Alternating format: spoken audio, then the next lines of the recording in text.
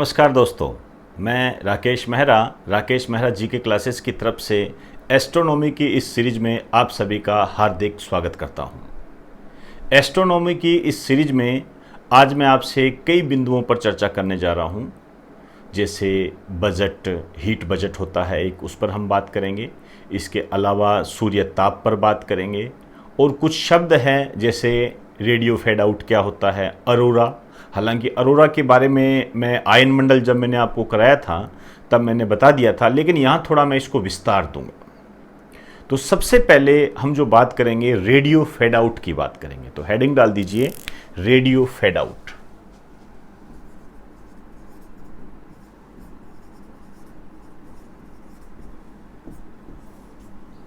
बहुत ही सिंपल ये एक फैक्ट है और एक प्रक्रिया है जिसको आपने ध्यान रखना है।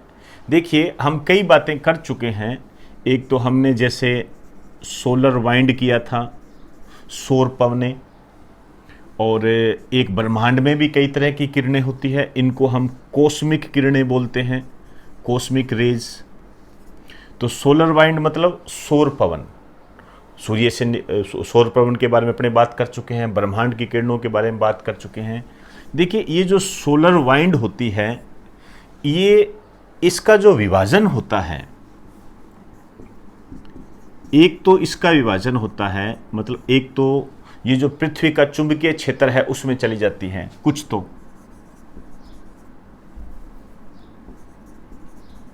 पृथ्वी के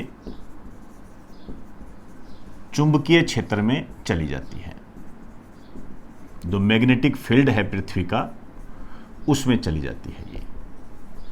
तो कुछ सोलर वाइंड और कॉस्मिक रे जो पृथ्वी के चुंबकीय क्षेत्र में चली जाती है, और ये जो कुछ है ये चुंबकीय ध्रुव की तरफ चली जाती है, मैग्नेटिक पोल की तरफ चली जाती है।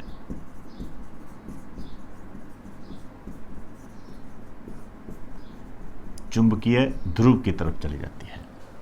चुंबकीय पोल्स क्या होते हैं, जैसे नॉर्थ पोल, साउथ पोल, वहां पर ये चली जाती है।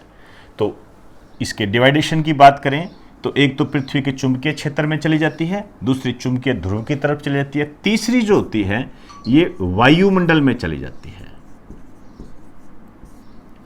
अब देखिए, जब ये वायुमंडल में जाती है तो यहां पर क्या होती है, ये वायु से क्रिया करती है, वायु से क्रिया करती है, और वायु से क्रिया करके एक तो ये पृथ्वी पर नहीं जाती है, ध्यान रखना। वायुमंडल का जो आयन मंडल होता है उसमें जो आयनीकृत गैसें होती है उनको ये हानि पहुंचाती है। लिख दीजिए, आयन मंडल में उपस्थित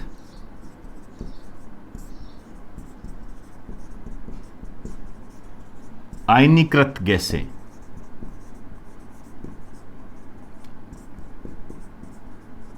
गैसों को हानि पहुंचाती है, मतलब उनको डिस्ट्रॉय करने का प्रयास करती है। अब इनको जो ये हानि पहुंचाती है, इसे ही रेडियो फेड आउट कहते हैं। बहुत ही सिंपल बात है, मैं दोबारा बता देता हूं। जो सोलर वाइंड होती है, कॉस्मिक रेज होती है, आप सौर पवने कह सकते हो, ब्रह्मांड किरणें कह सकते हो, इसका विभाजन होता है। कुछ तो ये पृथ्वी के चुंबकीय क्षेत्र में चली जाती है, कुछ पोल्स की तरफ चली जाती है, लेकिन कुछ जो है ये आयन मंडल में चली जाती है। आयन मंडल कहाँ है, वायुमंडल में है, क्लियर। और वहां पर ये रिएक्शन करती है, और रिएक्शन करके आयन मंडल में जो गैसें होती है उनको क्या करती है, ये नुकसान पहुंचाती है। और इसी नुकसान को, इसी हानि को ही, इसी प्रक्रिया को ही हम रेडियो फेड आउट कहते हैं, क्लियर। ये रेडियो फेड आउट होता है। तो यहां पर आपसे एक क्वेश्चन और बन सकता है। जैसे क्वेश्चन का रूप क्या होगा, आपसे कहेगा रेडियो फेड आउट की घटना कौन से मंडल में घटित होती है, आयन मंडल में, ठीक है। दूसरी बात आपसे कहें रेडियो फेड आउट क्या है, रेडियो फेड आउट क्या है, अब ध्यान से सुनना मेरी बात को। सौर पवने और ब्रह्मांड किरणें, सोलर वाइंड या कॉस्मिक रे जब आयन मंडल में प्रवेश करती है तो वो आयनीकृत गैसों को नष्ट कर देती है। इसे ही हम रेडियो फेड आउट कहते हैं। मैंने डायरेक्ट इसको यहां से जोड़ दिया। क्लियर? लेकिन इसका डिवाइडेशन भी आपको ध्यान रखना है कि सोलर वाइंड और कॉस्मिक रे का डिवाइडेशन कहां कहां होता है। एक तो मैग्नेटिक फील्ड में होगा, एक पोल्स में होगा, एक वायुमंडल में होगा। क्लियर? तो एक बार आप इसका स्क्रीनशॉट ले लीजिए।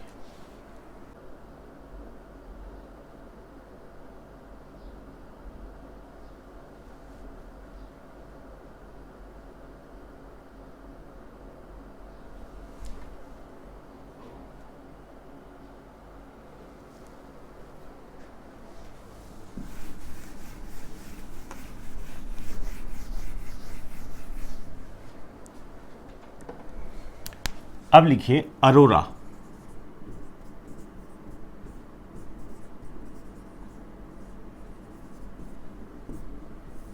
अरोरा तो सिंपल सी बात है, इसकी उत्पत्ति के बारे में हम पहले ही बात कर चुके हैं कि इसकी उत्पत्ति कहां होती है। इसकी उत्पत्ति होती है आयन मंडल में, आयन मंडल में, आयनोस्फीयर। क्लियर? अब देखिए, ये जो उत्पत्ति है आयन मंडल में तो हो गई इसकी, लेकिन इसका रीजन क्या है, कारण क्या है? मैंने आपको कहा था क्योंकि इसमें आयन्स प्रेजेंट होते हैं। बिल्कुल सही बात है, वो बात अपने ने हो गई थी। और भी बहुत सारे कारण होते हैं आयन्स पर, अकेले आयन्स भी तो कुछ नहीं कर सकते। वही कारण है जो अभी अपनों ने बात की थी। सोलर वाइंड, कॉस्मिक रे व पृथ्वी का चुंबकीय प्रभाव, ये भी इसके रीजन है, क्योंकि इसके अंदर आयन्स पाए जाते हैं, और आयन्स पाए जाते हैं तो सोलर वाइंड का भी प्रभाव पड़ता है, कॉस्मिक रे का भी प्रभाव पड़ता है। अभी अपनों ने बात की थी कि वो जहां पर रेडियो फेड आउट की जब घटना घटित होगी, उसके साथ साथ ये इस घटना को भी ये अंजाम देती है। पृथ्वी का चुंबकीय प्रभाव भी इसके लिए जिम्मेदार होता है। तो ये अरोरा होता है जिसकी उत्पत्ति आयन मंडल में होती है। अब बात आती है, ये होती क्या है, क्या है ये, होगा क्या इससे प्रभाव? ये है पृथ्वी के चुंबकीय ध्रुवों पर, इसको आप कह सकते हो मैग्नेटिक पोल, पृथ्वी के चुंबकीय ध्रुवों पर उत्पन्न चमक है। ये एक चमक है ये। क्लियर? चुंबकीय ध्रुव कौन से हैं? उत्तरी ध्रुव, दक्षिणी ध्रुव। तो यदि हम कहें इनको बोलते क्या हैं, तो नॉर्थ पोल है, उस पर जो चमक होगी उसको हम क्या कहेंगे, और जो साउथ पोल है उस पर जो चमक होगी उसको हम क्या कहेंगे? उत्तरी ध्रुव पर जो होगी इसको हम कहेंगे अरोरा बोरियलिस।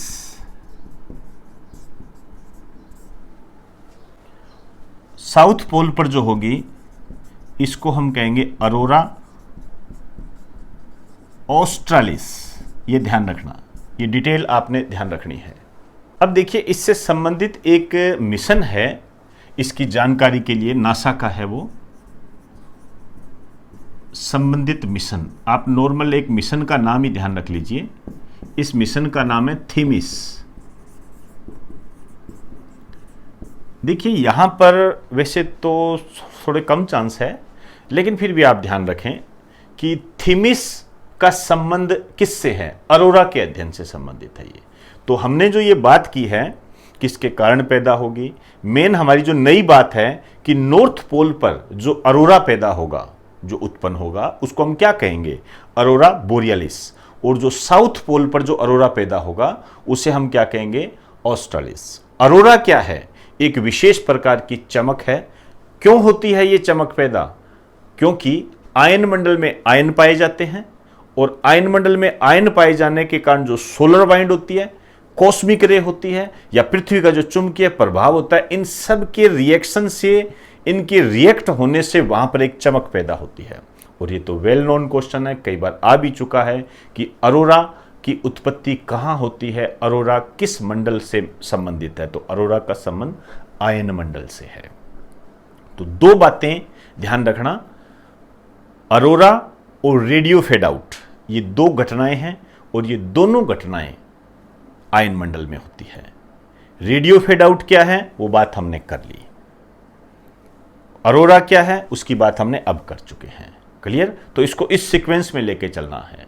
मैंने जानबूझकर वहां पर इसको एक्सप्लेन नहीं किया था क्योंकि ये थोड़ा अलग करें तो ज्यादा उचित रहता है, क्योंकि इस पे क्वेश्चन भी अलग आए हुए हैं और ये नॉर्मल क्वेश्चन है कि अरोरा की उत्पत्ति कहां होगी और रेडियो फेड आउट की घटना कहां होगी। ये नॉर्मल क्वेश्चन है, हमें आगे की बात करनी है वर्तमान एग्जाम को देखते हुए। क्लियर? तो स्क्रीनशॉट ले लीजिए।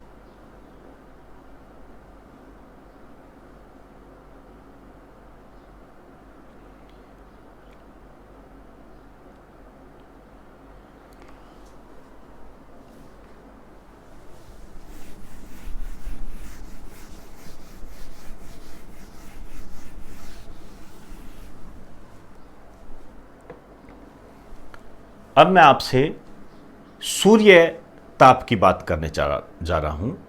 इन ओस्लेशन बोलते हैं, इन ओस्लेशन। सूर्य ताप क्या है? वास्तव में सूर्य की ऊर्जा को ही हम सूर्य ताप कहते हैं, लेकिन इसकी उत्पत्ति कैसे होती है, पृथ्वी पर यह किस रूप में आता है, सूर्य से यह किस रूप में आती है, उसको हम जानने का प्रयास करते हैं। तो पेज के बीच में लिखिए सूर्य ताप, इंग्लिश में भी इसको ध्यान रखें, इनोस्लेशन, इनोस्लेशन बोलते हैं सूर्य ताप। सबसे पहली बात तो ये है क्या? वास्तव में ये है सूर्य की ऊर्जा। सूर्य की ऊर्जा को ही हम सूर्य ताप कहते हैं। क्लियर? आप इसको एक शब्द और कह सकते हो, सूर्यक ऊर्जा, यही है इसकी। क्लियर? अब देखिए, ये जो सूर्य की जो ऊर्जा है ये कहां पर ज्यादा है और कहां पर कम है, इसकी बात करेंगे अपने। तो इसकी जो स्थिति देखें,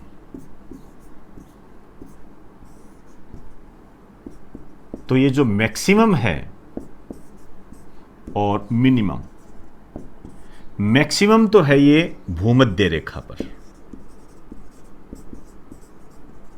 भूमध्य रेखा पर,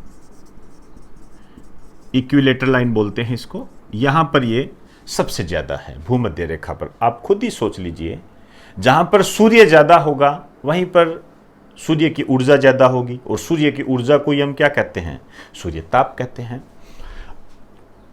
दिन रात बराबर होते हैं, सूर्य ज्यादा चमकता है। अब आप खुद देखिए, जैसे मैं कहूं मिनिमम कहां है, मैंने कहा पोल्स पर, ध्रुवों पर। अब जहां पर सूर्य ही नहीं है वहां पर आप कैसे कह सकते हो? जहां सूर्य के प्रकाश कम पहुंचता है वहां पर सूर्य की ऊर्जा कम होगी, और सूर्य की ऊर्जा को ही हम क्या कहते हैं? सूर्य ताप कहते हैं। क्लियर? तो ये पोल्स पर है, ये इसको पोल्स कहते हैं। यहां एक बात और लिख देना भाई, कितनी होती है? भूमध्य रेखा का 40%। वर्तमान में जो हम क्वेश्चन देख रहे हैं उनके रूप यही है। जैसे आपसे ये पूछ सकता है कि पोल्स पर या ध्रुवों पर सूर्य ताप विषुवत रेखा की तुलना में कितना होता है। वर्तमान में जो क्वेश्चन बन रहे हैं उनका जो ड्राफ्ट है वो यही है। तो भूमध्य रेखा का 40%, कहने का मतलब यह है यदि 100 ऊर्जा है तो 100 यदि यहां है तो इसका 40 यहां होगा। क्लियर? अब आइए, अब हम बात करेंगे विशेष की, या ऐसे कर लीजिए, चलो ठीक है, ऐसे ठीक है। विशेष, दो शब्द आपने ध्यान रखने हैं। एक तो शब्द है आइसोहेल, ये तो बहुत इंपॉर्टेंट है जी। आइसोहेल आ भी चुका है ये क्वेश्चन, ध्यान रखना। देखिए आइसोहेल क्या है? जहां पर सूर्य का ताप समान होगा तो वहां पर रेखाएं भी कैसी होगी? समान होगी। यहां पर आप लिख दीजिए आइसोहेल, इसको टिक कीजिए। समान सूर्य ताप को व्यक्त करने वाली रेखाएं,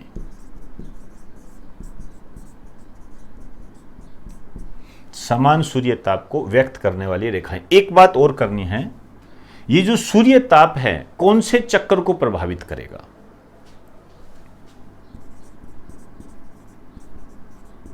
कौन से चक्र को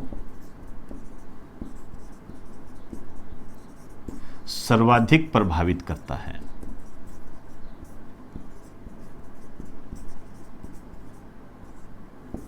अब आप देखिए, हम जो भी बात कह रहे हैं, जैसे गर्मी बढ़ रही है तो ग्लोबल वार्मिंग की घटना के कारण गर्मी बढ़ रही है। ग्लोबल वार्मिंग में क्या है, किसका रोल है? कार्बन का। और आप जानते हो कि जो चक्र होते हैं, आपने कई चक्रों के नाम सुने होंगे, ऑक्सीजन चक्र, नाइट्रोजन चक्र, कार्बन चक्र। तो यदि मैं आपसे कहूं कि सूर्य ताप से कौन सा चक्र सबसे ज़्यादा प्रभावित होगा, इसको ग्लोबल वार्मिंग से जोड़कर आप देख सकते हो, तो इससे जो सबसे ज़्यादा प्रभावित होगा वो होगा कार्बन चक्र, कार्बन साइकिल सबसे ज़्यादा प्रभावित होगा। क्लियर? तो ये सूर्य ताप था, लेकिन हमें इसको थोड़ा सा और एक्सप्लेन करना पड़ेगा कि ये जो सूर्य की ऊर्जा है इसका रूप क्या है। भाई इतना तो आप जानते ही हो कि जो सूर्य की ऊर्जा ऊपर से आती है वो सारी की सारी तो अपने को उपलब्ध होती नहीं है, नहीं तो जल जाएंगे, सिंपल सी बात है। तो इसका प्रारूप क्या होता है? लॉन्ग वेव्स, शॉर्ट वेव्स, किस रूप में ये आती है? क्लियर? तो मेरा आगामी जो टॉपिक होगा इसकी प्रक्रिया होगी, सूर्य की ऊर्जा की प्रक्रिया, सूर्य की ऊर्जा की प्रक्रिया। क्लियर? तो एक बार आप इसका स्क्रीनशॉट ले लीजिए।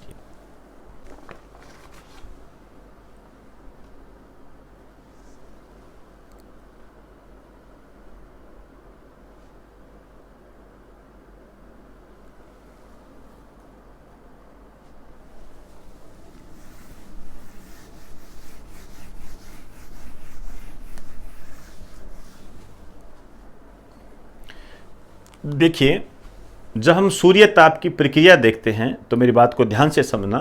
मैंने इससे पहले के पार्ट में सूर्य की संरचना भी मैंने आपको बताई थी, उसी का हम इस्तेमाल करेंगे। देखिए, जैसे ये सूर्य है, क्लियर? अब आप देखिए, ये सूर्य है और इसके बीच में अपनों ने याद कीजिए किया था केंद्र, किया था ना, सेंटर किया था, या कोर, ये जो उसके बाद में फोटोस्फीयर, कोरोना, याद कीजिए वो किया था। वहां पर मैं नहीं जा रहा, ये केंद्र था। और इसके बाद मुझे एक चीज और चाहिए, यहां पर आपने देखा था एक स्फीयर था, अपनों ने बनाया था फोटोस्फीयर, प्रकाश मंडल, किया था ना। तो होता क्या है कि जो केंद्र होता है वो सूर्य की ऊर्जा का मेन सोर्सेज होता है। ये जो केंद्र है ये सूर्य की ऊर्जा का प्रमुख स्रोत है, ये मेन सोर्सेज। आप खुद सोचिए, मैंने आपको वहां बताया था कि सूर्य के केंद्र का ताप कितना है, 1.5 crore degree centigrade. 1.5 crore degree centigrade जब टेम्परेचर होता है तो टेम्परेचर क्या है? ऊर्जा ही तो है। क्लियर? अब यहां ये जो ऊर्जा है ये कैसे बनी, क्या हुआ, ऐसा क्यों हुआ? होता क्या है, इस केंद्र में जैसे हम कहें नाभिकीय संलयन होता है, नाभिकीय संलयन, नाभिकीय संलयन की क्रिया होती है। वैसे भी मैंने, याद करो, आपको ये बता चुका हूं कि सूर्य में क्रिया कौन सी होती है? नाभिकीय संलयन की होती है। अब देखिए, ये जो नाभिकीय संलयन है, यहां पर क्या होगा? यहां पर यह होगा कि जो हाइड्रोजन है वो हीलियम में कन्वर्ट होगी। क्लियर? हीलियम में कन्वर्ट होगी तो यहां से क्या होगी? ऊर्जा बनेगी, ऊर्जा बनेगी। अब ये जो ऊर्जा है, जो केंद्र से ऊर्जा बनेगी, ये फोटोस्फीयर में जाएगी। क्लियर? अब फोटोस्फीयर में ऊर्जा आ गई। फोटोस्फीयर में क्या होगा? फोटोस्फीयर में जो ये ऊर्जा होगी,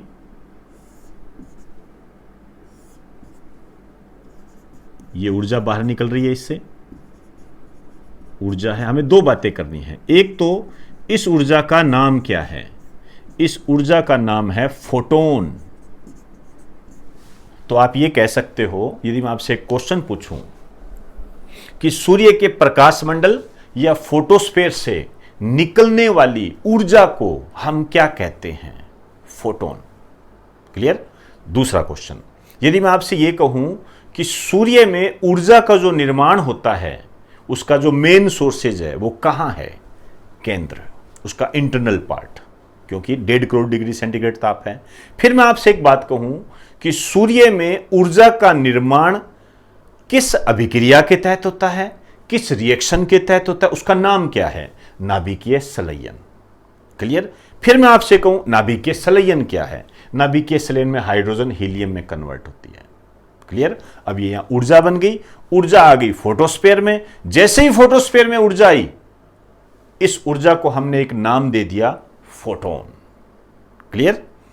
अब ये ऊर्जा है, ये वास्तव में ऊर्जा किस रूप में है? विकिरण के रूप में है। अब ये जो विकिरण है, और वैसे भी आपने कई बार पढ़ा होगा कि सूर्य से ऊर्जा हमें किस रूप, आया भी हुआ है, सूर्य से ऊर्जा हमें किस रूप में प्राप्त होती है? विकिरण के रूप में। बस मैं यहां उसकी डिटेल ही बता रहा हूं आपको। अब विकिरण के रूप में प्राप्त होती है, तो ये विकिरण कौन सी है, इसकी क्वालिटी क्या है?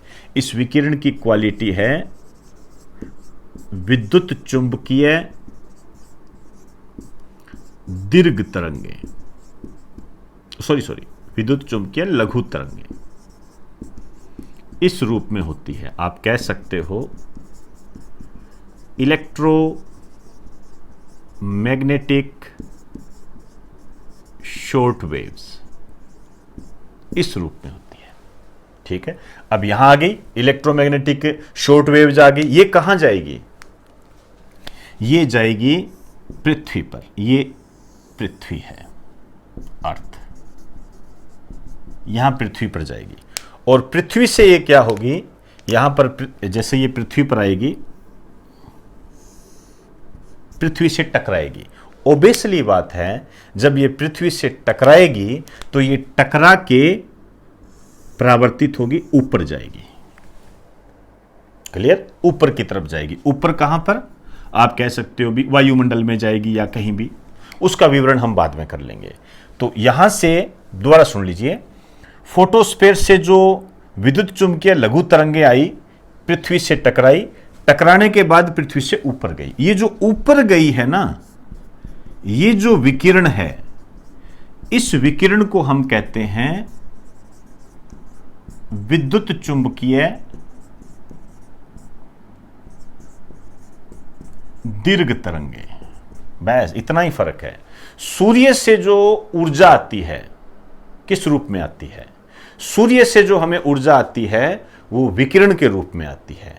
उस विकिरण का नाम क्या है? उस विकिरण का नाम है विद्युत चुंबकीय लघु तरंगे। क्लियर? अब जैसे ही वो आए, पृथ्वी से टकराई, टकराकर वो वापस विसरित हुई। ये जो वापस टकराने के बाद गई है, अब ये किस रूप में बदल गई है? लॉन्ग वेव्स के रूप में, दीर्घ तरंगों के रूप में, विद्युत चुंबकीय दीर्घ तरंगे। आप कह सकते हो इलेक्ट्रोमैग्नेटिक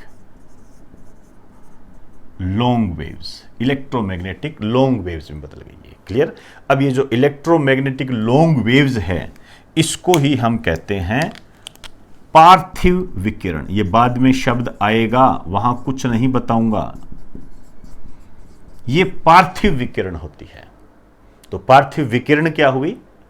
पार्थिव विकिरण ये हुई कि सूर्य से ऊर्जा जो आई वो विद्युत चुंबकीय लघु तरंगों के रूप में आई। ये जो विद्युत चुंबकीय लघु तरंगे हैं, पृथ्वी से टकराकर विद्युत चुंबकीय दीर्घ तरंगों में बदल गई। इन विद्युत चुंबकीय दीर्घ तरंगों को ही पार्थिव विकिरण कहते हैं। क्लियर? तो ये ऊर्जा का ऐसे रूप होता है। इसका इंग्लिश लिख दीजिए, टेरेस्ट्रियल रेडिएशन। टेरेस्ट्रियल रेडिएशन कहते हैं इसको। क्लियर? तो एक बार आप इसका स्क्रीनशॉट ले लीजिए।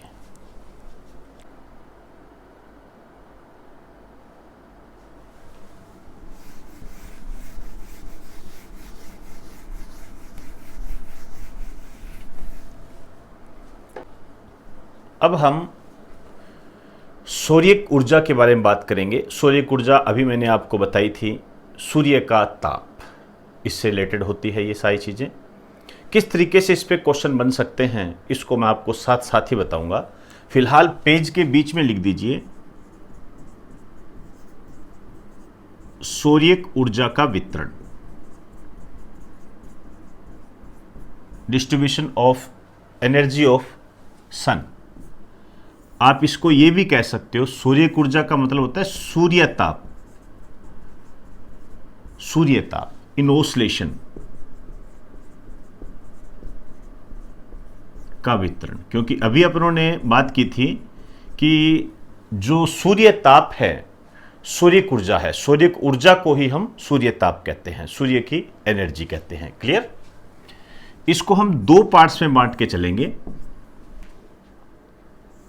एक तो है 49%, ये साथ साथ एक बार करते जाना, मैं अपने आप बता दूंगा आपको। एक है 51%। 51% को भी आगे आप दो पार्ट्स में डिवाइड कर दीजिए। एक है 17% और एक है 34%, ये ध्यान रखने पड़ेंगे। और 49% जो है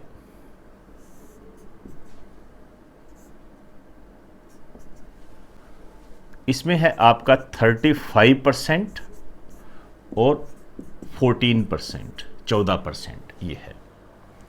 पहले मैं इसकी बात करूंगा। ये जो है शून्य में लौट जाती है,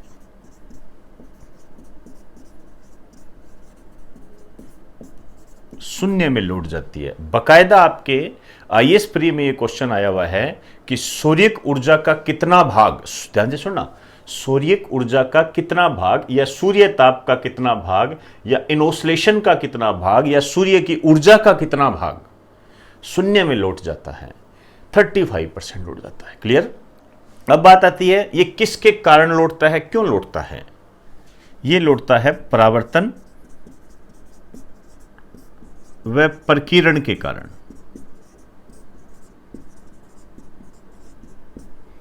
वर्तमान में जो क्वेश्चन बन रहे हैं वो कारणों पे ज़्यादा बन रहे हैं कि ये ऐसा होता क्यों है।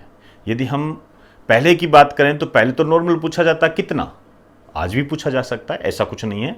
लेकिन वर्तमान में जो मेरिट निर्धारित करने वाले क्वेश्चन होते हैं वो इस तरीके से होता है कि क्यों। तो परावर्तन आप जानते ही हो, रिफ्लेक्शन। अब मैं ये परावर्तन की बात नहीं करना जा रहा, बकायदा बस इतना बता देता हूं कि प्रकाश की किरण जब किसी सतह से टकराकर वापस लौट जाती है तो उसे हम परावर्तन कहते हैं। इसी तरीके से एक होता है प्रकीर्ण, स्कैटरिंग। इसको स्कैटर, प्रकीर्ण का मतलब आप सिर्फ इतना जान लीजिए, फैलाव। क्लियर?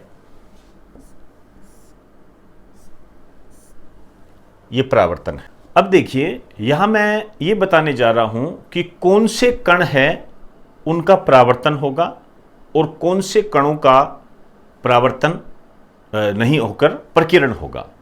तो ये जो अदृश्य कण होते हैं ये होते हैं जैसे धूल के कण, उनके कारण ये क्रिया होती है। तो यहां जो परावर्तन होगा ये तो होगा वायुमंडल में उपस्थित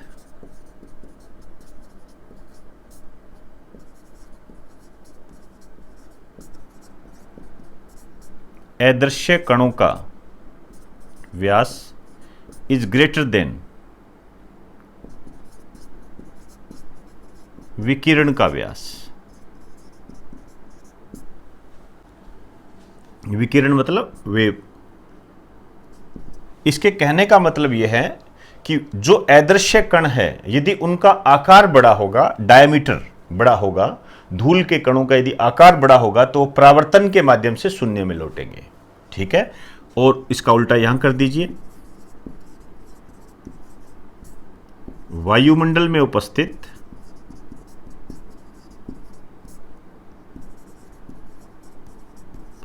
अदृश्य कणों का व्यास इज लेस देन विकिरण का व्यास, या विकिरण तरंग भी कह दीजिए, कोई बड़ी बात नहीं है, विकिरण का व्यास। क्लियर?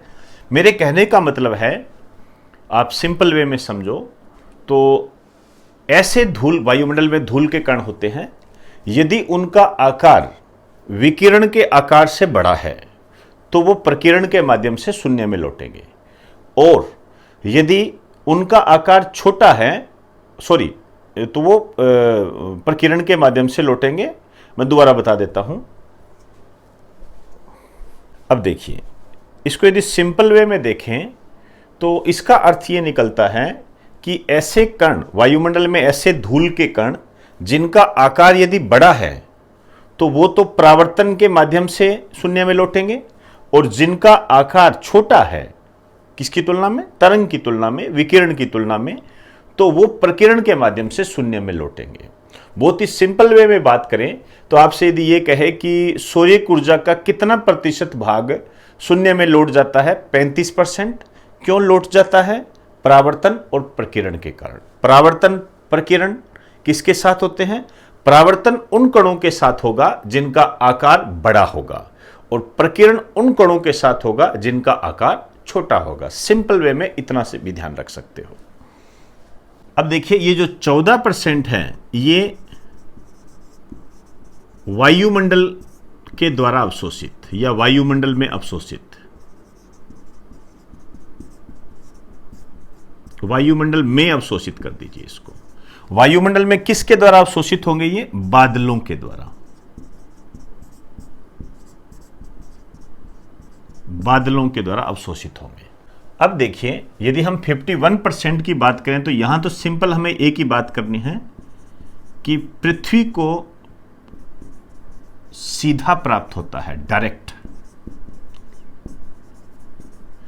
34% तो पृथ्वी को सीधे ही प्राप्त हो जाता है, डायरेक्ट प्राप्त हो जाता है। आप कह सकते हो डायरेक्ट प्राप्त हो जाता है।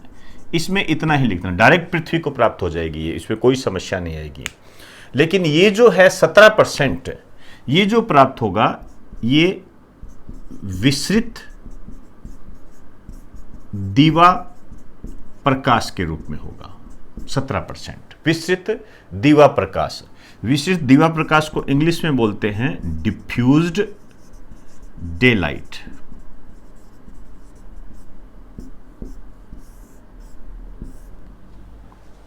अब देखिए, विसरित दीवा प्रकाश क्या होता है, डिफ्यूज डे लाइट, ये क्या होती है? होता क्या है, जैसे हमने यहां पढ़ा कि परावर्तन और प्रकीर्णन के कारण जो 35% ऊर्जा है ये शून्य में लौट जाती है। लेकिन ठीक है, ये शून्य में लौट जाती है, लेकिन परावर्तन के कारण भी कुछ ऊर्जा पृथ्वी पर पहुंची जाती है, और प्रकीर्णन के कारण भी कुछ ऊर्जा पृथ्वी पर पहुंच ही जाती है। अब देखिए, हम ये कह सकते हैं कि प्रकीर्णन और परावर्तन के कारण भी वायुमंडल से कुछ ऊर्जा पृथ्वी की सतह पर पहुंच जाती है, और ये ऊर्जा जो पहुंचती है उसे हम विसरित दीवा प्रकाश कहते हैं। एक लाइन लिख दीजिए, प्रकीर्णन स्कैटरिंग व परावर्तन के कारण कुछ ऊर्जा वायुमंडल से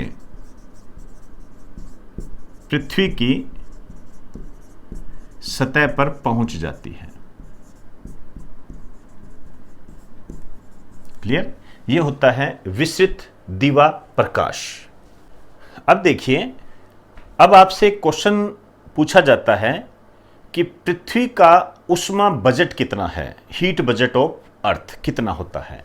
देखिए, केवल ये ऊर्जा ही पृथ्वी को प्राप्त होती है।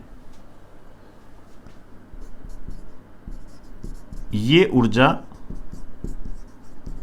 पृथ्वी को प्राप्त होती है। क्लियर? इसे कहते हैं हम पृथ्वी का ऊष्मा बजट। इंग्लिश में आप कह सकते हो heat budget of earth. Clear? Heat budget of earth. तो ये थोड़ा ध्यान रखना। और ये तो देखिए शून्य में लौट जाती है, तो इसके बारे में आप कह सकते हो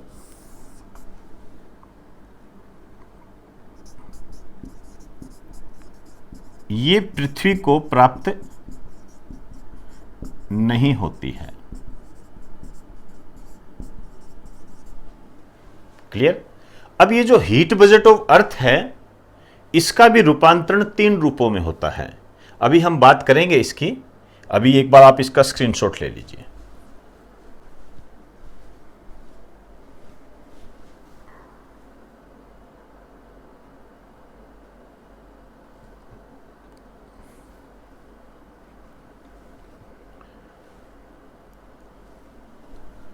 अब देखिए, यहां पर एक क्वेश्चन और बताना चाहूंगा। आपसे एक क्वेश्चन पूछा गया है कि पृथ्वी का ऊष्मा बजट कितना होता है? 51%। इसको इस रूप में भी पूछा जा सकता है कि सौर्यिक ऊर्जा पृथ्वी को कितनी प्राप्त होती है, कितनी सौर्यिक ऊर्जा पृथ्वी को प्राप्त होती है? 51%। इस रूप में भी पूछा जाता है। और एक चीज और ध्यान रखना, सौर्यिक ऊर्जा की ऐसी कितनी ऊर्जा है जिसका जो पृथ्वी को सीधे प्राप्त होती है, डायरेक्ट प्राप्त होती है? 34%। ये आईएएस टाइप के क्वेश्चन है जो वर्तमान में आपके एसएससी और रेलवे में भी आने लगे हैं। अब देखिए, विस्तृत दीवा प्रकाश क्या होता है? परावर्तन और प्रकीर्ण के कारण जो ऊर्जा पृथ्वी को प्राप्त होती है उसे हम विस्तृत दीवा प्रकाश कहते हैं। कितनी होती है? 17% होती है, ध्यान रखना। इसका टोटल पूछ सकता है। और हीट बजट ऑफ अर्थ कितना है? 51%। क्लियर? अब मैं जो आगे की बात करने जा रहा हूं, आप इसके नीचे बना लेना।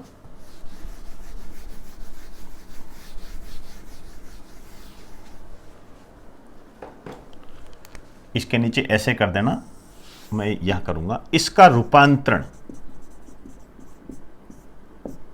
किस में मॉडिफाई होती है, ये कन्वर्ट किस में होती है?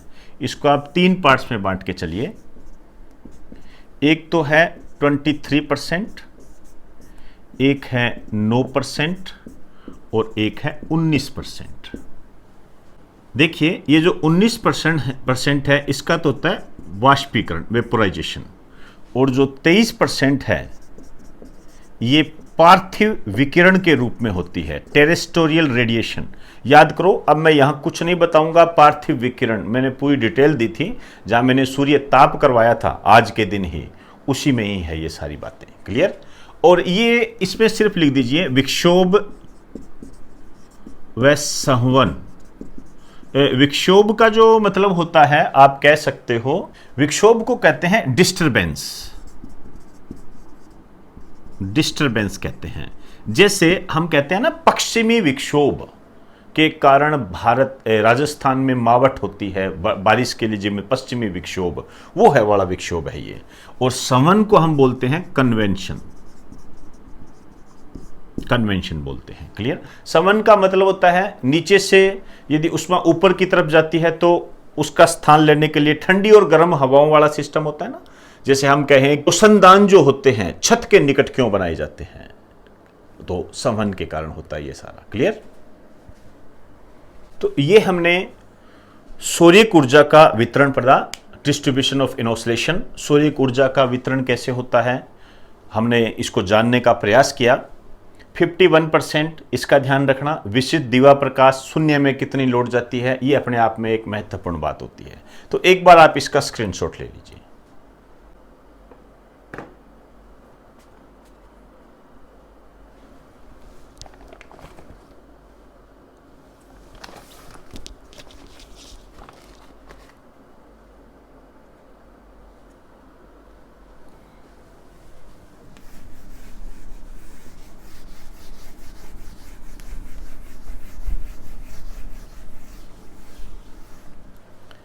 अब देखिए, ये जो सौर्यिक ऊर्जा का वितरण हुआ है इसका प्रभाव क्या है? तो दोस्तों, इसका बहुत बड़ा प्रभाव होता है। इस वितरण के कारण ही पृथ्वी पर बैलेंस बना हुआ है, संतुलन बना हुआ है। यदि ऐसा नहीं होता तो या तो पृथ्वी लगातार ठंडी होती जाती या लगातार गर्म होती जाती। एक लाइन लिख दीजिए,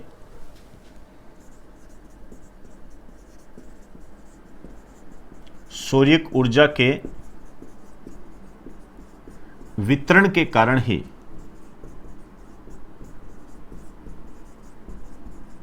पृथ्वी संतुलन में रहती है।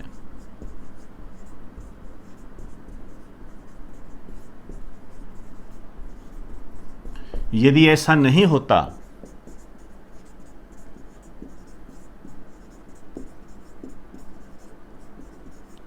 तो पृथ्वी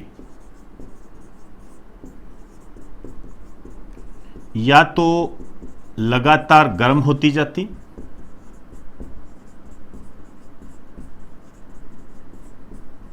या लगातार ठंडी होती जाती है।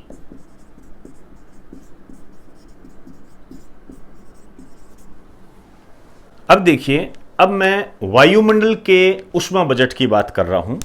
आप पेज के बीच में लिखिए वायुमंडल।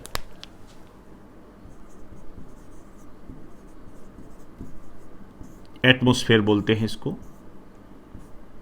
इसको जो ऊष्मा की प्राप्ति होती है वो 48% होती है। आप इसको ये भी कह सकते हो हीट बजट ऑफ एटमॉस्फेयर।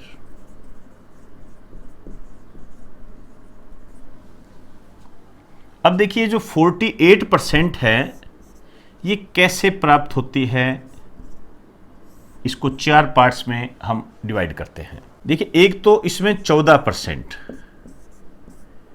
ये बादलों के द्वारा अवशोषित होती है, पहले भी हम बात कर चुके हैं। ये बादलों के द्वारा एब्जॉर्ब्ड बाय क्लाउड। और इसमें जो 6% होती है ये होती है प्रभावी विकिरण। आप कह सकते हो इफेक्टिव रेडिएशन। इफेक्टिव रेडिएशन का मतलब क्या होता है?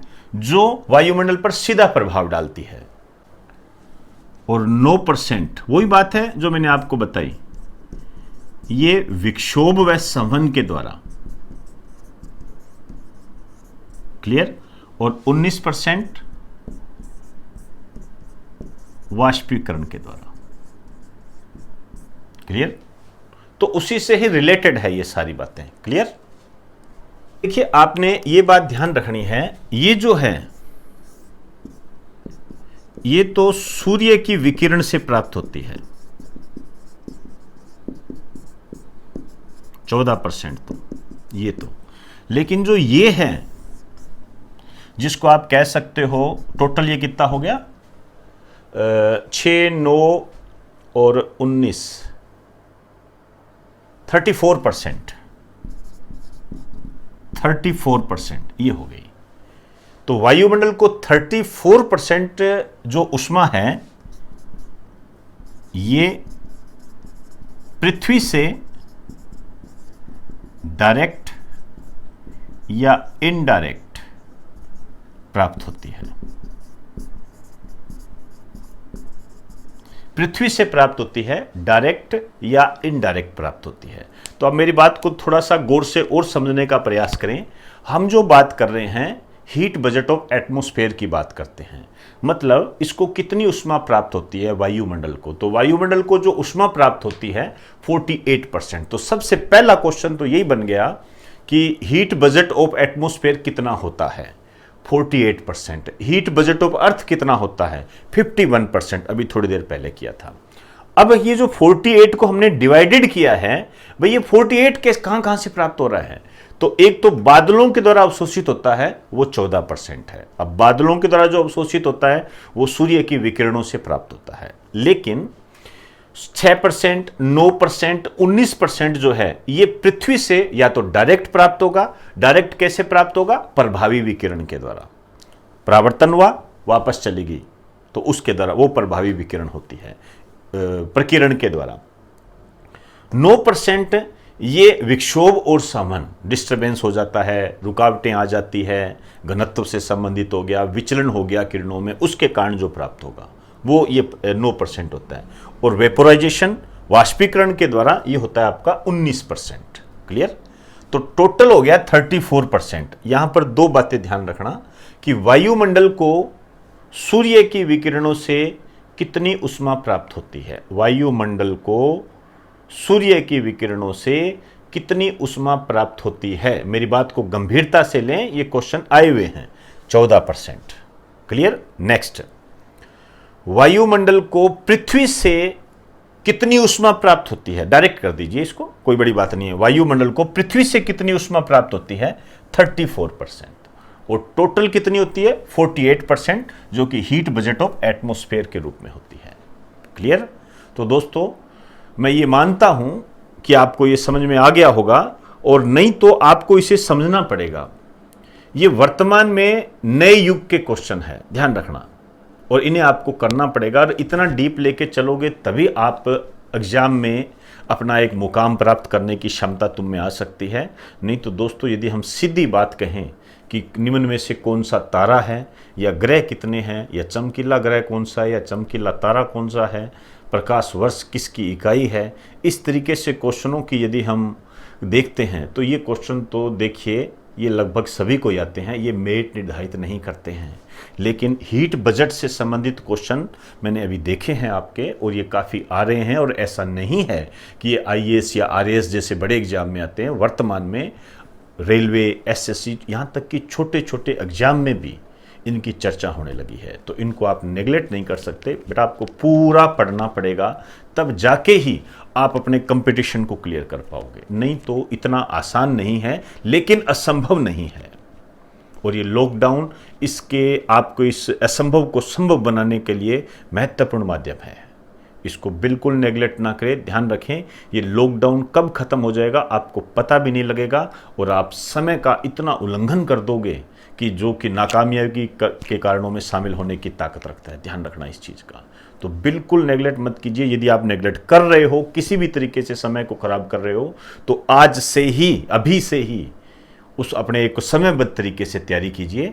आपको काफ़ी डीपली तैयारी करनी पड़ेगी, और काफ़ी महत्वपूर्ण तैयारी करनी पड़ेगी, और कॉम्पिटिटर से आगे चलने का प्रयास करना पड़ेगा, तभी हम अपने लक्ष्य को प्राप्त कर सकते हैं। तो ध्यान रखें, मेरी बात को बिल्कुल गंभीरता से लें, इस लॉकडाउन का पूरा इस्तेमाल करें, और आप मान के चलिए ये धीरे धीरे सामान्य जनजीवन आ जाएगा, क्योंकि ऐसा कभी हुआ नहीं है।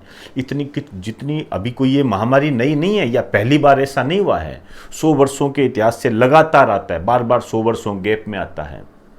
तब भी इसका बड़ी कड़ाई से मुकाबला किया गया था, आज भी हम कर रहे हैं, और सामान्य जनजीवन आने में कोई ज़्यादा वक्त नहीं लगेगा। आप देखोगे यार ये तो नॉर्मल हो गया, बिल्कुल नॉर्मल हो जाएगा। ध्यान रखना इस चीज़ का। लेकिन ये जो तैयारी का समय है जो आपको फ्री में मिल रहा है, ये बिल्कुल वापस नहीं आएगा। ध्यान रखना, ये वापस नहीं आएगा, क्योंकि यदि आप लॉकडाउन के बाद में यदि पढ़ने लगोगे तो बहुत सारी चीज़ें एक साथ आएगी। हम भी कहेंगे सिलेबस कराएं, वैसे कराएं, आपकी एक्स्ट्रा क्लास वगैरह होगी सारी, तो उस अंधाधुंध में आप समझ ही नहीं पाओगे मैं क्या रिवाइज करूँ, क्या पढ़ूँ। इससे अच्छा यदि आपका पहले से तैयार होगा तो आप कम से कम इतना तो कह सकते हो कि यार मेरा इतना तैयार है, अब इसे तैयार करना है। क्लियर? तो एक बार आप इसका स्क्रीनशॉट ले लीजिए।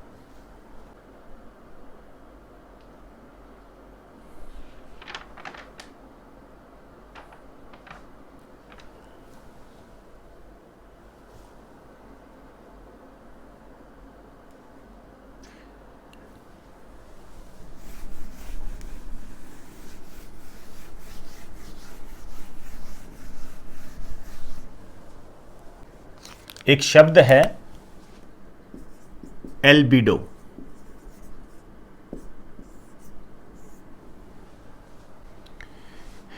एल्बिडो का मतलब क्या होता है, लिखिए। पृथ्वी की सतह को प्राप्त सूर्य का ताप।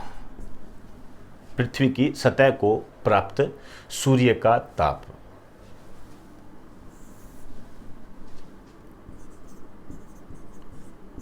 पृथ्वी की सतह से परावर्तित, रिफ्लेक्टेड सूर्य का ताप। क्लियर? और इसकी जो औसत मात्रा होती है, एवरेज अमाउंट जो होती है इसकी, ये होती है 24 से 34%। ये क्वेश्चन आपके आया हुआ है कि एल्बिडो की औसत मात्रा कितनी होती है, 24 से 34%। एल्बिडो क्या होता है? ये अर्थ है इसको सूर्य का ताप जितना प्राप्त हो रहा है, वो जितना प्राप्त हुआ और जितना परावर्तित हुआ, इसके अनुपात को हम एल्बिडो बोलते हैं। अब यहां पर मैं एक बात और क्लियर करना चाहूंगा, कई बच्चे बहुत कंफ्यूज हो रहे होंगे, हालांकि इसकी मात्रा कम ही होगी, क्योंकि आप जो मेरे से जुड़े हुए हो, मेरे अपने स्टूडेंट हो और मेरी बात को समझने की क्षमता रखते हो। फिर भी मैं कुछ और आसान बना देता हूं। आप ये समझ रहे होंगे जैसे ये सूर्य का ताप है, इसमें आपको कभी मैं सूर्य का ताप कह रहा हूं, कभी मैं सूर्य की ऊर्जा कह रहा हूं, कभी मैं सूर्य ताप कह रहा हूं, तो इसमें आप गड़बड़ी मत कर देना, ध्यान से समझना। देखिए, सूर्य का ताप, ठीक है, सूर्य ताप। अब देखो मेरी बात सुनो, इसको संधि विच्छेद करना, सूर्य का ताप एक ही बात है। अब सूर्य ताप अपनों ने इंग्लिश में क्या किया था, इनोसलेशन किया था ना, अभी एक ही बात है ये। फिर हमने उसके नीचे लिखा था, यह क्या है, यह सूर्य ऊर्जा है, सौर ताप ही सूर्य ऊर्जा है। सूर्य ऊर्जा, सूर्य ऊर्जा को ही हम सूर्य ताप कहते हैं। सूर्य ताप को इंग्लिश में इनोसलेशन कहते हैं, और उसको तोड़ के पढ़ोगे तो सूर्य का ताप कहते हैं, ठीक है। सूर्य ऊर्जा, ताप अपने आप में एक ऊर्जा होती है, ध्यान रखना। ये जो चारों शब्द हैं ये एक ही है। अब इस बात को यदि नहीं समझ में आई तो दोबारा समझना, इसको दोबारा इसको पढ़ के देखना, फिर अपने आप क्लियर हो जाएगा। बस ये चार शब्द एक ही है, ध्यान रखना।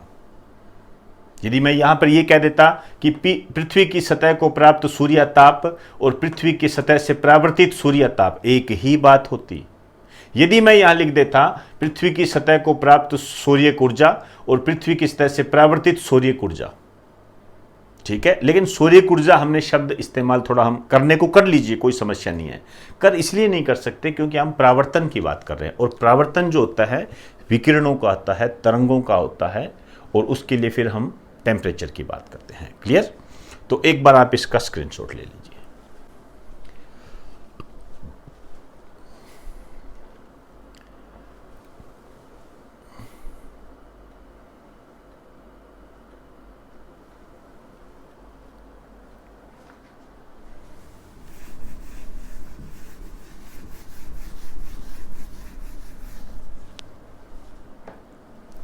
तो दोस्तों, आज हमने सूर्य ताप के बारे में पढ़ा, और सूर्य ताप के साथ हमने हीट बजट को पढ़ा, और हीट बजट के तहत हमने पृथ्वी और वायुमंडल दोनों को लिया। उससे संबंधित जो भी क्वेश्चन बनते थे उसको हमने जानने का प्रयास किया। इसके अलावा हमारे पास कुछ नए शब्द आए। देखिए, परावर्तन, प्रकीर्ण, इसको तो आप भली भांति जानते हो, फिजिक्स में भी हम करते रहते हैं इसको। लेकिन आपके सामने जो नए शब्द आए हैं, हो सकता है किसी के लिए पुराने भी हो, जैसे विस्तृत दिवा प्रकाश, डिफ्यूज डे लाइट। परावर्तन और प्रकीर्ण के कारण पृथ्वी की सतह को प्राप्त होने वाली सूर्य ऊर्जा, विस्तृत दिवा प्रकाश। और एक शब्द आया एल्बिडो, उसको हमने जानने का प्रयास किया। ये आपके लिए नए हैं, ध्यान रखें। तो उष्मा बजट वाला सिस्टम यहीं तक होता है।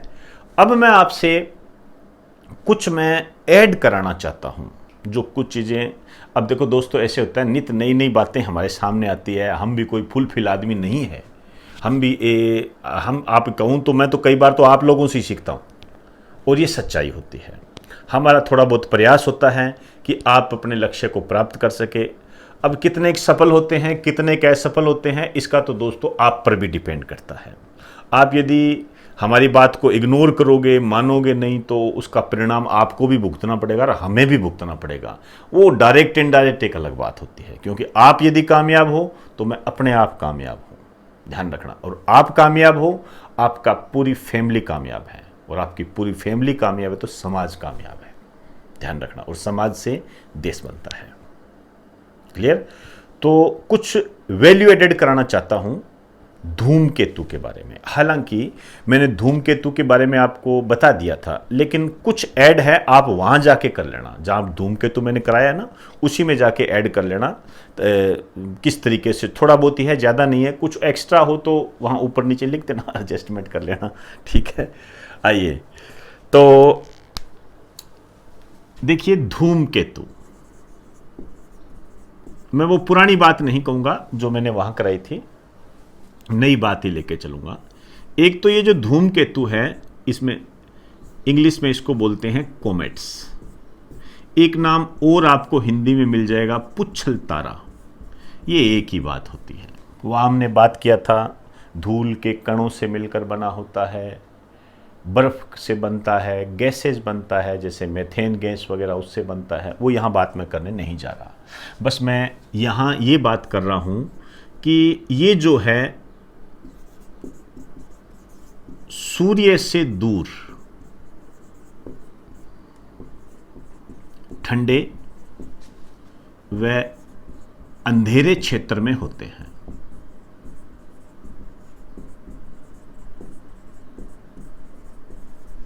ठंडे व अंधेरे क्षेत्र में होते हैं, सूर्य से दूर होते हैं ये, ठीक है। अब देखिए आपके यहाँ एक क्वेश्चन बना हुआ है।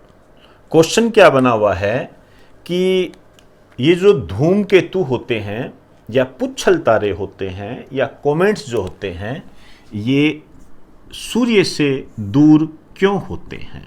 ये आपके आया हुआ है IAS 1997 प्री में आया हुआ है। इसका कारण पूछा गया है। कारण जो इसका होता है, ये होता है कि सूर्य की विकिरणों से जो दाब पड़ता है उसकी के कारण से, उस दाब के कारण ही ये सूर्य से दूर होते हैं। तो कारण लिख दीजिए, सूर्य की विकिरणों से पड़ने वाला दाब, प्रेशर, इस दाब के कारण ही यह सूर्य से दूर होता है। तो ध्यान रखना, धूमकेतु सूर्य से दूर होता है, ठंडे व अंधेरे क्षेत्र में होता है। दूर क्यों होता है? क्योंकि सूर्य की विकिरणों का इस पर दाब पड़ता है। इस दाब के कारण ही ये सूर्य से दूर होता है। क्लियर? आइए अब देखिए, ये जो धूमकेतु है इसके 3 पार्ट्स होते हैं। इसको मैं एक बार थोड़ा लिखना चाहूंगा लेकिन एक्सप्लेन कर दूंगा। शीर्ष, इसको हम हेड बोलते हैं। क्लियर? ग्रीवा, इसको हम नेक बोलते हैं। ये बातें हो चुकी है। पूंछ, इसको हम टेल बोलते हैं। क्लियर? लेकिन यहां आपने एक ऐड ये बात करनी है कि ये जो शीर्ष होता है इसे कोमा भी कहते हैं। कोमा भी कहलाता है। इससे पूंछ का निर्माण होता है। पूंछ का निर्माण होता है। ध्यान दें, जो कॉमेट्स है उसका जो हेड है उसे हम कोमा भी कहते हैं और उससे पूंछ का निर्माण होता है। क्लियर? अब मैं आपसे बात करूंगा ये पूंछ जो है ये कितने प्रकार की होती है। ठीक है, ये 2 प्रकार की होती है पूंछ। एक तो होती है धूल कणों से युक्त पूंछ।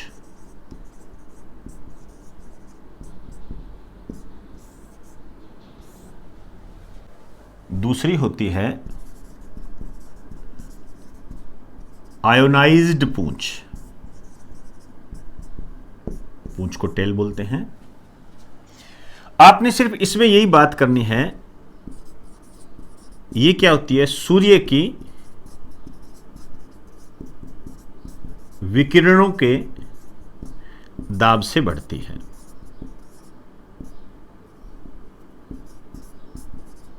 अब देखिए, यहीं से ही एग्जामिनर ने क्वेश्चन बनाया था, सूर्य की विकिरणों के दाब से बढ़ती है। इसमें यही बताया कि सूर्य से दूर क्यों होता है, कि सूर्य की विकिरणों से जो दाब पड़ता है इसको यहां से कनेक्ट किया गया। ये ठीक है, ये उसके पूछने का अपना एक तरीका है। यदि आपको पूरा टॉपिक तैयार है तो वो जैसे ही ऑप्शन देगा आप उसकी क्लियरिटी को आराम से समझ जाओगे। इसी कारण से मैंने आपको कहा कि आपको थोड़ा सा डीपली लेके चलना पड़ेगा। एग्जाम को क्लियर करना है, अपने कंपटीटर से आगे बढ़ना है, तो थोड़ा सा आपको ये करना पड़ेगा। क्लियर? आयोनाइज्ड पूंछ होती है, ये सोलर वाइंड के सारे बढ़ती है।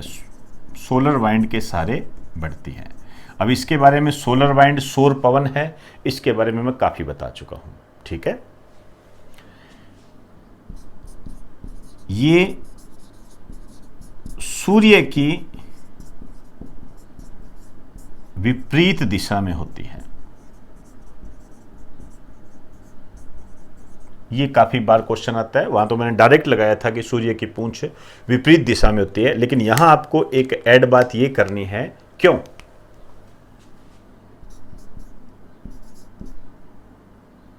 कारण सूर्य की विपरीत दिशा में क्यों होती है?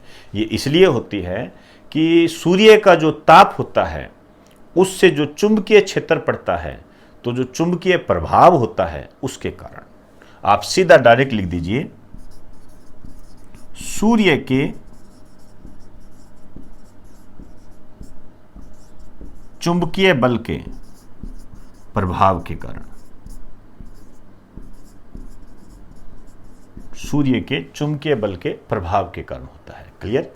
अब देखिए, हमने वहां बात की थी धूमकेतु में हेली धूमकेतु की। यहां मैं एक दो धूमकेतु और है, उनकी भी बात मैं करना चाहूंगा, लेकिन एक बार आप इसका स्क्रीनशॉट ले लीजिए।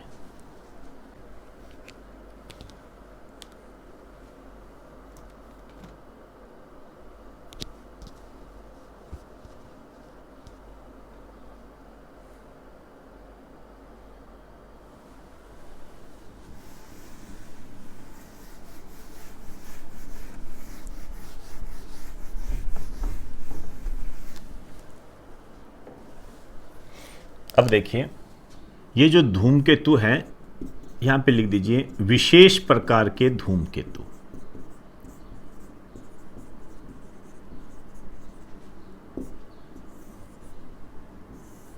यहां मैं 4 धूमकेतु के बारे में बताऊंगा आपको।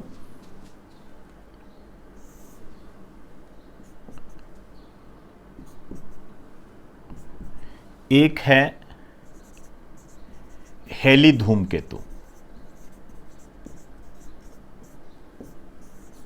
अब इसके बारे में आपको नहीं बताने जा रहा, एडमंड हेली नामक ने इसकी खोज की थी।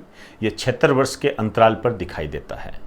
1986 में दिखाई दिया था, अब यह 2062 में दिखाई देगा। वो बात वहां हो चुकी है, या मैं इसकी चर्चा करने नहीं जा रहा। दूसरा जो है मेरा, ये है हेल-बोप। हेल-बोप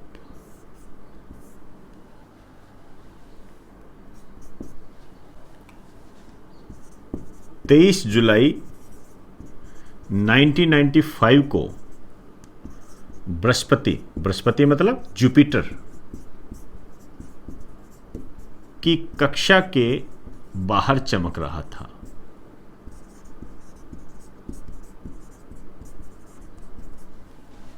ठीक है, और इसके बारे में जो बताया, इसकी जो खोज की, ये एलन हेल और थॉमस बोप ने। तो आपको पता लग गया होगा,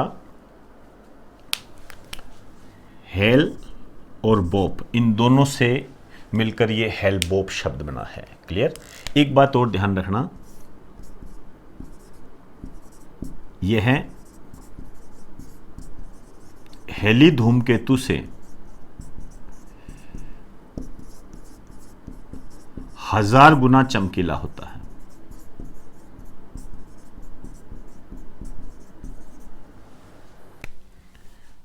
तीसरा जो है शुमेकर-लेवी 9, इसको थोड़ा इंपॉर्टेंट लगाइए।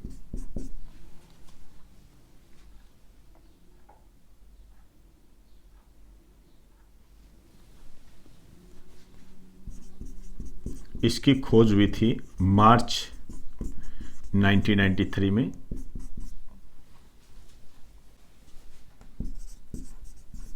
कैरी सील शुमेकर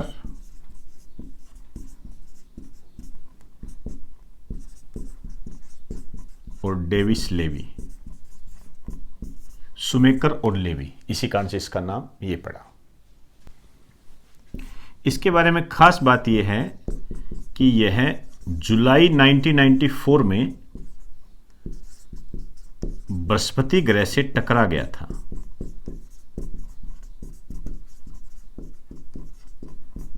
हालांकि ये टक्कर से कोई नुकसान नहीं हुआ, लेकिन इस संदर्भ में जो बात आई सामने वो ये है कि सौर मंडल के घटकों के बीच में, घटक मतलब कंपोनेंट, घटकों के बीच में देखी जाने वाली पहली टक्कर थी ये। यहां से आपके क्वेश्चन बनने की उम्मीद बनती है। क्लियर? सौर मंडल के घटकों के बीच में देखी जाने वाली पहली टक्कर थी ये। चौथा है चुर्यूमोव-गेरासिमेंको, ऐसा ही नाम है भाई ये, सिंपल नाम भी लिखा देता हूं 67P, लेकिन ये चुर्यूमोव-गेरासिमेंको, ये ध्यान रखना थोड़ा सा। क्लियर? ये धूमकेतु है। इसके बारे में सिर्फ इतना ही ध्यान रखना है आपने, एक रोसेटा मिशन भेजा गया था 2004 में कोरू प्रक्षेपण केंद्र से, जो कि आप जानते हो कि फ्रेंच गुआना में है। सिर्फ इतना ध्यान रखिए।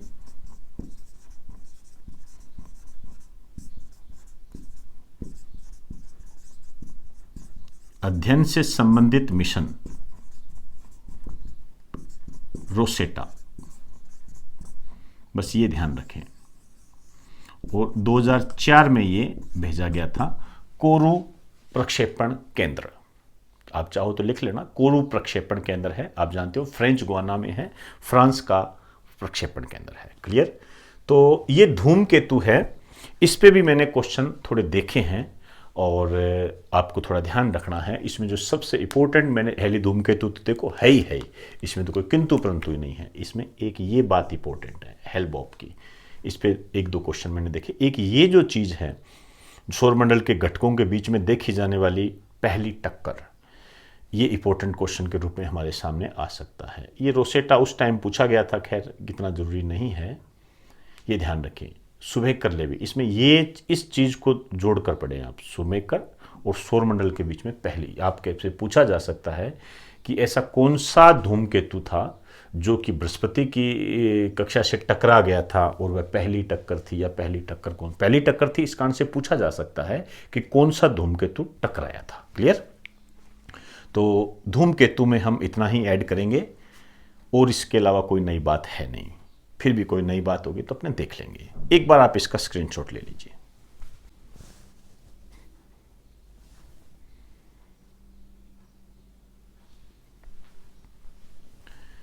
तो दोस्तों, आज हमने हीट बजट पढ़ा, जिसके तहत हमने पृथ्वी और वायुमंडल लिया, और इसके अलावा सूर्य ताप को पढ़ा हमने, और हमने धूमकेतु को एक नए सिरे से रिप्रेजेंट करने का प्रयास किया। काफ़ी एक्सप्लेन रूप में हमने इसको पढ़ा। ये एक्सप्लेनेशन ही कामयाबी के कारणों में शामिल हो सकती है, तो इसका ध्यान रखें। इसको आप इस वे से ना ले। कई बच्चे होते हैं, क्या इतना डीप पूछा जा सकता है? जब बता दिया कि इस तरीके से क्वेश्चन बन रहे हैं, तो इस तरीके से कमेंट करने की कोई आवश्यकता नहीं होती है। यह आपकी मैच्योरिटी को नहीं दर्शाता है। तो ध्यान रखें, यह आपको करना है, इसके बगैर काम नहीं चलेगा। इतनी एक्सप्लेनेशन आपके पास होनी चाहिए। कई बच्चे जो प्राचीन काल से तैयारी कर रहे हैं, उनको पता है कि इस टाइप के क्वेश्चन अब आने लग चुके हैं। तो दोस्तों, इसको बिल्कुल नेगलेक्ट ना करें, बिल्कुल एक्सप्लेन तरीके से पढ़ें इसको, ताकि कोई भी क्वेश्चन आए उसको करने की क्षमता आप में विकसित हो। तो इन्हीं शब्दों के साथ अब आप मुझे इजाज़त दीजिए। नमस्कार।